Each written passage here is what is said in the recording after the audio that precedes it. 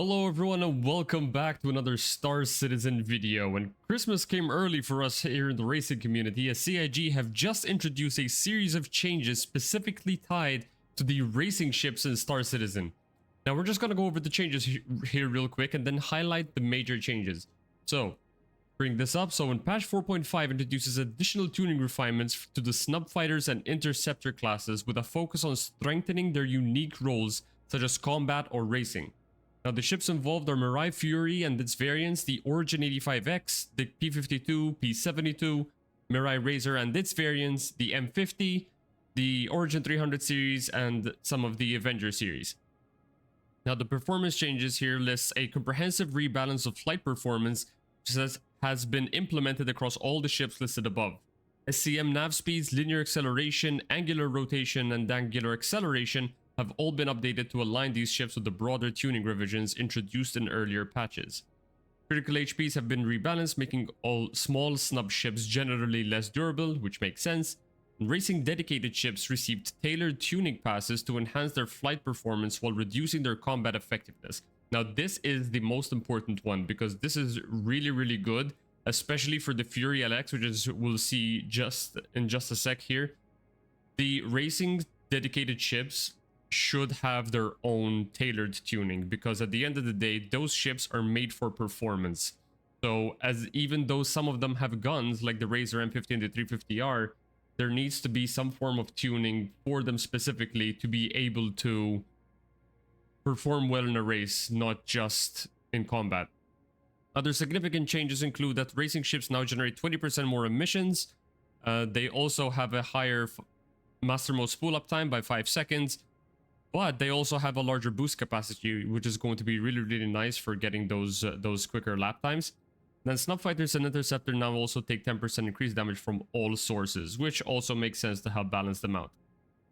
So before we get into anything, I just want to highlight that ANSIA Racing, every single time there's these kind of tunings happening, they always are pretty much the first to jump in and test them out. So they did create a sheet with all the times.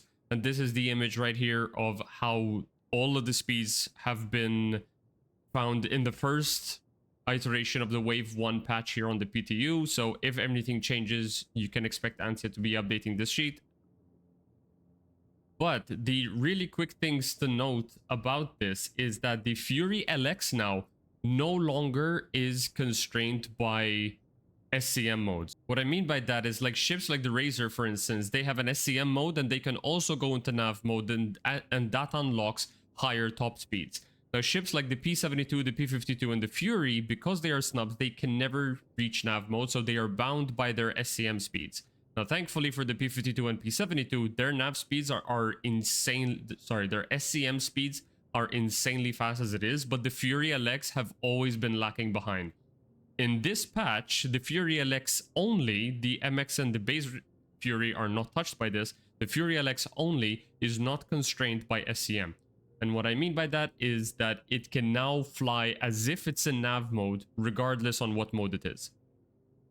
Now, the flip side of this is because it only has one speed, it can't make use of the current SCM braking. And what that is basically is that if you're in 0G flying in nav speed and you're reaching like 1000 meters per second, if you jump back down to SCM mode, you'll trigger the SCM slowdown and you'll drop to like 200 meters per second in like 3 seconds. The Fury can't do that. So if you're in 0G, you have to be very careful with the Fury LX because you have to control the speeds yourself. So we are in the Fury here right now. As you can see, we're in the Astor's clearing map in Arena Commander. So we are in SCM mode and I'm just going to push forward and you can see that I can now reach such high speeds as opposed to what it's currently like in 4.4. So we're reaching about 400 meters per second around 1.0. Let me just go down to about 1.0 Atmo. There we go. And we're currently sitting at around 360-ish meters per second. And when I boost, I can go all the way up to around 460-ish. Now, this is without any speed bugs. There is a speed bug, which if you don't know about it, I will leave an annotation in the top right for it and also leave a link in the description where you can potentially unlock higher speeds.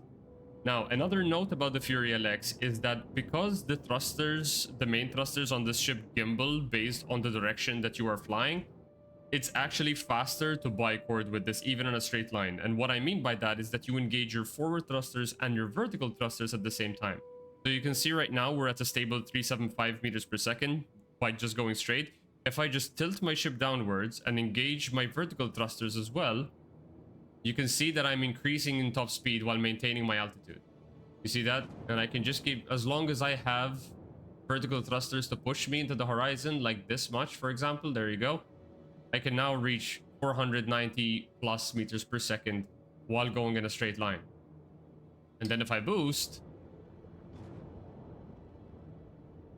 I'm now reaching 610s plus without any speed bugs. If I were to use a speed bug, or if I get up into thinner atmosphere, I can reach near 0 G speeds in Atmo with the Fury LX. The Fury LX now has insane speeds, but again, because you have to fly it in such a weird angle, it takes a lot of skill to really get the most out of this ship like this. But it's really nice to see the Fury LX is now back. I don't think it's going to end up being a meta ship. It might be in 0 G because 0 G really encourages the bichording playstyle, but it will take a lot of practice to get done. So another ship that I want to highlight and say hello to the Origin 350R. Now this ship has been greatly tuned to have much better performance now. In live currently, it basically has identical performance to the 300 to all the 300 series. Now take that how you will. The 300 series are really good performing ships, but in 4.5, the 350R has now been greatly tuned to go much faster. So again, we're at 1.0 Atmo and we're seeing that we can go up to 340 plus meters per second without boost. And when we're boosting, we're reaching speeds of like 440 meters per second, which is really nice. Again, without having exploited the speed with the speed bug, this ship can now reach really good speeds. And if we take a look at the aero, now because of the increased speeds, we can actually pitch really well with this ship. This ship had a problem in the current 4.4 live build, where because it doesn't have that much thrust, if you were to pitch, you completely lose aero. But you can see the vector indicator there is constantly following our movements, which means we can actually take turns really sharp now. So if we just boost forward and pitch up, now that vector indicator is moving with us and it's allowing us to make these sharp turns. So it's really exciting to see the 350R finally coming back into a more competitive spot. We will definitely be taking this out on track later and testing it out. But for this video, we just want to highlight the changes that are coming in. The last thing that I really want to highlight is the Razers. All right, so this, ladies and gentlemen, is the Razer LX, which is now back as the dedicated speedster of Razer. This hasn't been a thing since before Master Modes, where the Razer LX is shipped as or marketed as the speedster Razer variant, but it's actually been the worst performing Razer for over a year now. So it's nice to see that it's now back as the fastest variant of the Razer, now being able to push 300 plus meters per second, let's say 320 meters per second without boost, or 319, and then reaching 411, 412 meters per second with boost. It's nice to note, by the way, that the 350R is actually now outperforming the Razers, which is really funny to see. But it's also at the same time really nice to see, because the 350R is meant to be a powerhouse of a speedster. But this Razer LX here, now being able to push really high speeds without having to sacrifice too much maneuvering. You can see how well we can bring our vector indicator with us. We're just pushing forward and pitching, and it's really reacting well. It has really nice arrows. That's really cool. Let's compare this now to the base Razer and the Razer EX. All right, we're back in with the base Razer now. So trying to maintain the similar altitude that I had before. If I push forward now, I am reaching 305s, 306. So it's barely slower than the Razer LX. It's just barely slower than the Razer LX. And if we push a little bit more, we are just barely reaching 400 meters per second at this altitude. So it's just slightly slower than the Razer LX, but in a straight line, at least, it is still weaker than the Razer LX. I hope that they don't butcher the base Razer here, because it is one of the most popular racing ships, and it's also one of the most commonly used in our competitions. So I hope it doesn't get butchered too much.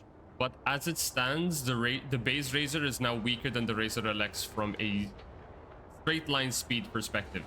So it's interesting to see. But its aero is still pretty good. You can see that it's not following as well as the Razer LX is, but it's still pretty good.